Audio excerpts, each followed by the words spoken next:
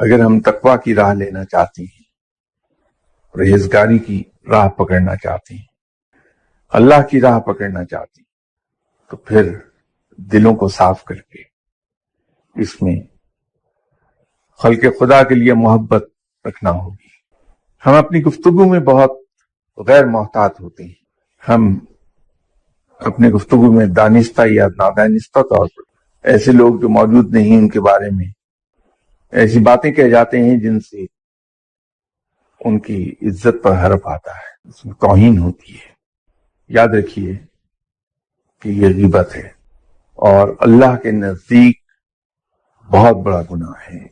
اگر ہم علم کی راہ پر چلنا چاہتے ہیں، علم حاصل کرنا چاہتے ہیں، ایسی راہ پہ چلنا چاہتے ہیں کہ ہم اللہ کا قرب حاصل کر لیں، تو یاد رکھیے کہ ہمیں اس معاملے میں بہت محتاط ہونا ہوگا کہ ہماری زبان سے نکلنے والے کسی لفظ سے کسی شخص کی عزت پر حرف نہ آئے، کسی کی توہین نہ ہو، کسی کی بے عزتی نہ ہو جائے، کسی کا امیج خراب نہ ہو۔ اگر ہماری زبان سے کسی کی غیر موجودگی میں اس کے بارے میں کوئی لفظ نکلتا ہے تو صرف ایسا لفظ نکلنا چاہیے جو اس کی عزت میں اضافے کا موجب ہو۔ یاد رکھیے یہ بھی سنت ہے۔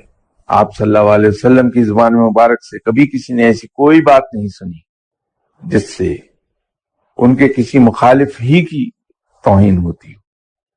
تیسری ایک بہت نمایاں سنت جو تقویٰ میں، پرہیزگاری میں بہت مدد دیتی ہے اور اس راہ پہ آگے چلنے میں بہت مدد دے گی، وہ صفت ہے درگزر اور برداشت کی۔ آپ صلی اللہ علیہ وسلم کے اندر درگزر اور کی صفت انسانی حدود سے کہیں آگے تھی، اور اولیاء کرام میں یہ صفت نمایاں ہوتی ہے۔